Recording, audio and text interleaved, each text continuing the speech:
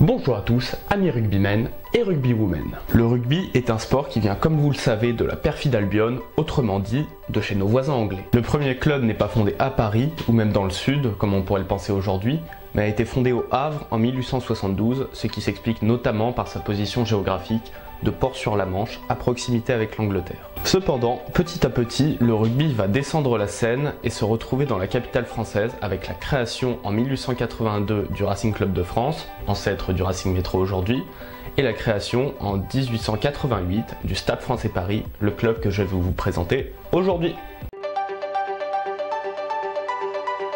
Il faut savoir qu'au début, ce sont des lycéens d'un lycée assez bourgeois de Paris dans le 6e arrondissement, le lycée Saint-Louis, qui créent le club du Stade Français. Ils créent donc le club après des discussions dans un café, mais le but est alors juste de faire du sport sans vraiment avoir de discipline préétablie. Mais certains vont alors se tourner vers un nouveau sport, le football pratiqué dans la ville de Rugby, autrement appelé le football rugby à l'époque.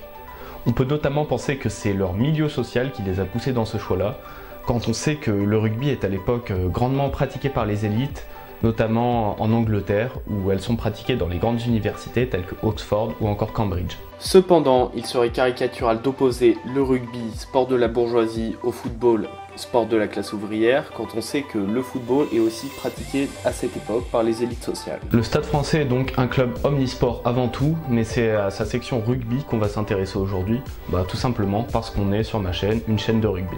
Concernant le nom du club, le mot stade fait référence aux athlètes grecs de l'Antiquité, à une période en cette fin du 19e siècle où on redécouvre la Grèce antique. En témoigne la volonté d'organiser de nouveaux Jeux Olympiques comme à l'époque de l'Antiquité, qui se concrétisera par les premiers Jeux Olympiques à Athènes en 1896. Concernant le nom français, ils le choisissent tout simplement car c'est à l'époque l'un des seuls clubs français de rugby.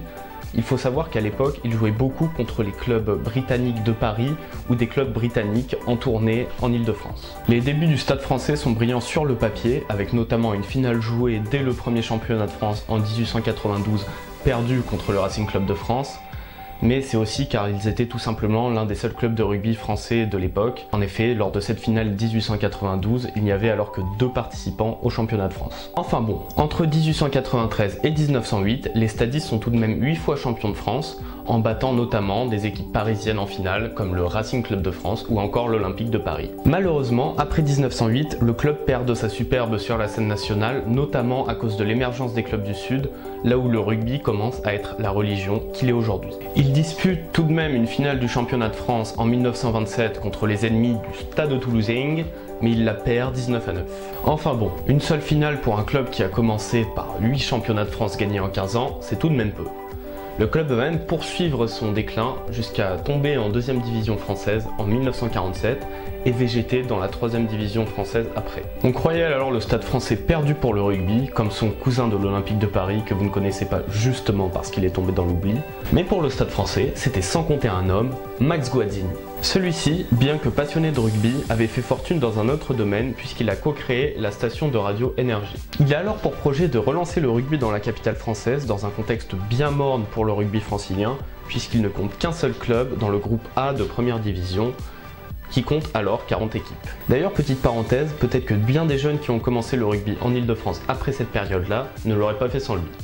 Think about that. Max Guazzini injecte alors de l'argent dans le club de la capitale et le fait fusionner en 1995 avec un club pas trop mal classé de la capitale, le CASG Paris. Cette fusion a un double avantage pour le club de la capitale, puisqu'elle permet tout d'abord d'être classé en groupe B, équivalent alors de la 2e division plutôt qu'en 3e division, mais également de bénéficier du Stade Jean-Bouin dont le CASG est alors propriétaire. Avec tout cela, c'est la renaissance pour le Stade Français. Max Guazzini choisit en effet d'embaucher un jeune entraîneur prometteur du Stade Bordelais, qui n'est autre que Bernard Laporte, quelqu'un de légèrement connu aujourd'hui dans le rugby français.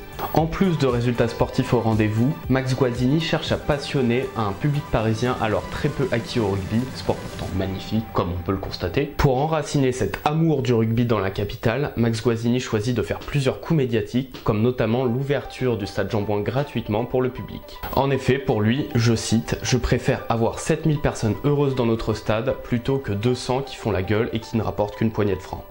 C'est une question de philosophie. » Avec Guazzini et Laporte, le club grandit sans cesse. Champion de France du groupe B en 1996, champion de France du groupe A2 en 1997, équivalent en gros du bas de tableau de première division, et enfin champion du groupe A1 en 1998 en battant Perpignan en finale, avec notamment de magnifiques joueurs tels que Christophe Dominici, Sylvain Marconnet ou encore Diego Dominguez. Le club se bâtit alors sur une identité latine, avec évidemment de nombreux joueurs français, mais également de bons joueurs italiens et argentins, tels que les frères Bergamasco ou encore Diego Dominguez que je vous ai cité précédemment. Mais en plus de très bons résultats, pour faire venir le public en masse au stade, le Stade français cherche à reformuler l'animation avant et après match. On voit ainsi apparaître à Jean-Bouin de magnifiques pom-pom girls, mais également d'autres animations comme des jingles ponctuant chaque point, une sonnerie ponctuant chaque mi-temps, et également une voiture téléguidée amenant le tir au buteur. On peut également citer en plus de tout cela l'hymne I Will Survive de Gloria Gaynor qui devient l'hymne du club, mais également le très célèbre calendrier des dieux du stade.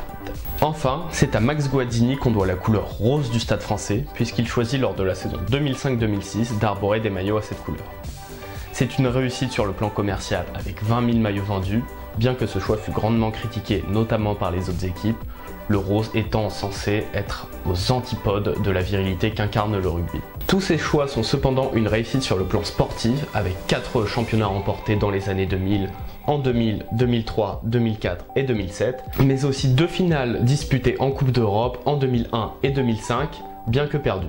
Mais de plus, c'est aussi une réussite sur le plan de la ferveur populaire. Le Stade français joue presque tous ses matchs à Jean-Bouin à guichet fermé. C'est un exploit quand on sait le peu d'intérêt que suscitait avant le rugby dans la capitale française. Le Stade français réussit surtout l'exploit de remplir le Stade de France lors d'une journée de championnat le 25 octobre 2005 contre le Stade toulousain, battant ainsi le record d'affluence mondiale pour un match de championnat de rugby à 15. De plus, il réédita l'exploit en remplissant encore une fois le Stade de France contre Toulouse, mais également 2 fois contre le Biarritz Olympique. Après le titre de 2007, on assiste cependant à une nouvelle période de déclin pour le club de la capitale, avec les départs à la retraite de l'ailier Christophe Dominici, du demi-de-mêlée Augustin Pichot et du pilier Peter De Villiers, mais aussi les départs dans d'autres clubs du pilier Sylvain Marconnet, du 3e ligne Rémi Martin et de surtout El Mago Juan Martín Hernández. Le bilan de l'après 2007 est donc ainsi assez terne, avec seulement 2 demi-finales disputées en 2008 et 2009, évidemment perdues.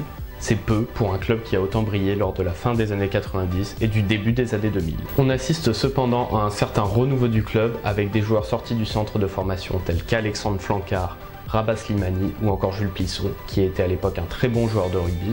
On a tendance à l'oublier. Cela permet ainsi au club de remporter le championnat de France une nouvelle fois en 2015 et également le Challenge européen en 2017. Cependant, le club peine à retrouver son prestige d'antan et ce n'est pas ce début de saison 2018-2019 qui va nous faire dire le contraire, quand on voit qu'à l'heure où je vous parle, le club est 14e du top 14.